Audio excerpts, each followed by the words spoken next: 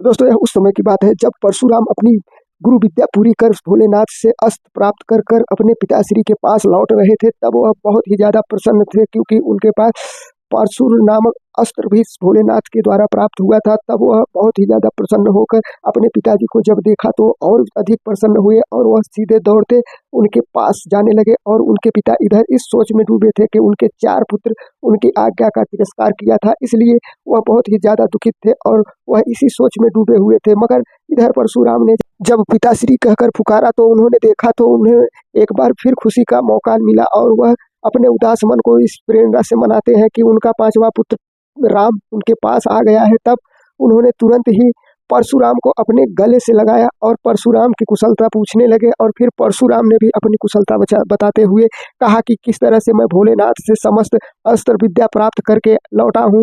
अब मैं इस समय बहुत ही ज़्यादा बलशाली और बहुत ही ज़्यादा तीनों लोकों में मेरे जैसा योद्धा कोई नहीं है। यह सब बातें हो ही रही थी तभी उनके पिता के मन में एक बार फिर यह ख्याल आता है कि किस प्रकार उनके 4 पुत्र उनकी आज्ञा का तिरस्कार कर चुके थे।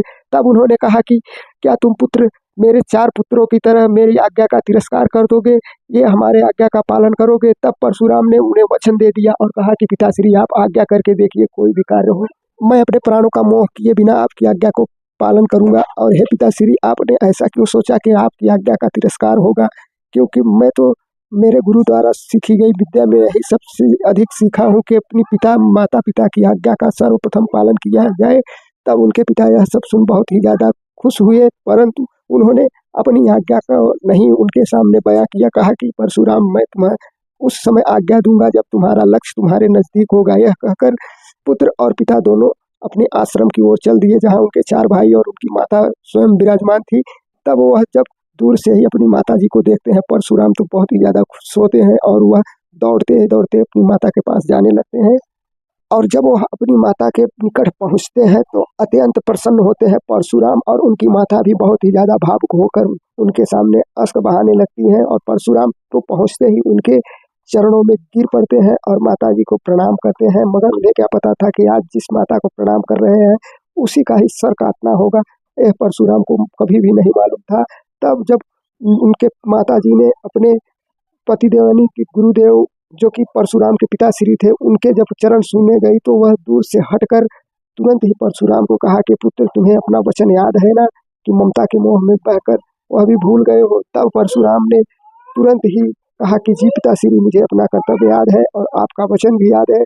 तब परशुराम से कहा उनके पिताश्री ने कि उठाओ तलवार और काट दो अपनी माता का सिर। तब यह सुन परशुराम के पैरों तले जमीन खिसक गई और परशुराम बहुत ही ज़्यादा गुस्से में आ गए और उन्होंने यह सिर्फ एक वचन देकर अपने पिताश्री को फंस गए थे और वह वचन को न टालने के लिए ही अपनी माता का सर उन्हें काटना पड़ा था। परशुराम बहुत ही ज़्यादा आज्ञाकारी और कर्तव्यपूर्ण व्यक्ति थे और वह अपने वचनों का बहुत ही कठोरता से पालन करते थे। उनके कर्तव्य में कोई कमी नहीं थी, मगर वह विवश थे और वह तीनों लोगों से यह कहने लगे कि मैं इस समय कर क्या सकता हूँ, क्योंकि मैं इस समय विवश हूँ, अपने वचन के मोह में बंध कर मैं वचनबद्ध हो चुका हूँ और मुझे इस पाप का भागीदार ना समझे। यह समस्त देवी देवताओं से वह रो रो कर कहने लगे। मगर उस समय तो उनके पिताश्री ने भी उनका मोह नहीं किया। जब वह अपना परशु निकालने लगे तो वह बहुत ही ज़्यादा दुखी हुए और तुरंत ही भोलेनाथ से कहा कि हे भोलेनाथ मैं इस अस्त्र को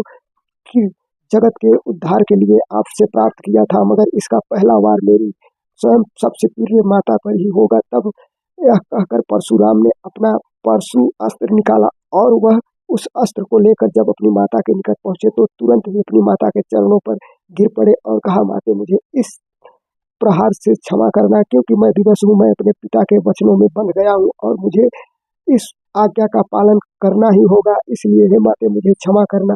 और अपने माता से जब वह विनती करके जब उस परशु को उठाकर अपने हाथों में जब प्रहार करने की पारी आती है तब परशुराम का कलेजा दहल जाता है और वह चीख चीख कर भोले भोले शंभू शंभू कर बहुत ही ज़्यादा गुस्सैल मन से चिल्लाते हैं। उसके बाद एक ही झटके में मानो कि जैसे कोई बिजली टूट पड़ी हो परशुराम के पास और वह तुरंत ही मारा अपनी माता का सर। तुरंत ही उनकी माता का सर धरती पर गिर पड़ा और जब वह से धरती पर गिर पड़ा तो वह परशुराम भी तुरंत अपना अस्त्र फेंक कर उस धरती पर गिर पड़े और चारों ओर त्राही त्राही अत्यंत तूफान उठने लगे, आकाश में बिजली जबरदस्त चमकने लगी। मगर यह तो कोई भगवान की लीला ही थी। तभी उनके पिता परशुराम के पिताजी ने तुरंत ही परशुराम के पास जाने लगे और वह अत्यंत खुश थे क्योंकि उनकी आज्ञा का पालन हुआ था।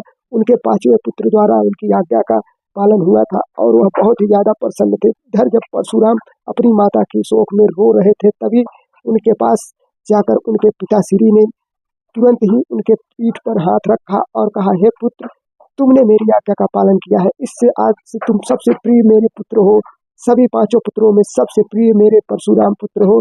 तब कहा कि आज तुम मुझसे जो भी मांगना चाहते हो मांग लो पुत्र, मैं तुम्हें दे दूंगा। यह हे परशुराम, आज मैं तुमसे बहुत ही ज्यादा प्रसन्न हूँ। तब परशुराम ने उसी प्रकार कहा कि हे पिताश्री, आज मैं कुछ मांगू तो आप मुझे देंगे। तब उनके पिताश्री ने तुरंत कह दिया कि हाँ पुत्र मांगो। तब परशुराम ने कहा, मुझे वचन दीजिए। तब उनके पिताश्री ने भी बिना सोचे वचन दे दिया। तब परशुराम ने कहा कि मैं जिस प्रकार अपनी माता का प्राण लिया हूँ, जिस तरह उनका सर काटा हूँ, क्या आप उन्हें जीवित कर सकते हैं, मुझे मेरी माता दे सकते हैं। तब वह परशुराम की वाणी सुनकर उनके पिताश्री दहल गए और वह सोच में पड़ गए कि ये मैंने क्या कर दिया, किस प्रकार परशुराम को वचन दे दिया। तब वह विवश होकर तुरंत ही अपने दूसरे पुत्र से कहा कि मेरा जल और कमंडल लाया जाए। तब वह जल लेकर जब अपने मंत्रों का उच्चारण कर उनकी परशुराम की माता पर अपने जल का छिड़काव करने लगे, तब धीरे धीरे उनके माता के प्राण वापस आने लगे और वह जो अलग सिर था वह धड़ से जुड़ने लगा। तो इस प्रकार परशुराम ने अपनी माता का सर काट कर अपने पिता की आज्ञा का पालन किया था और फिर अपने पिताजी के वचन को देकर अपने माता के प्राण भी फिर वापस पा लिए थे। इस प्रकार परशुराम जगत में सबसे महान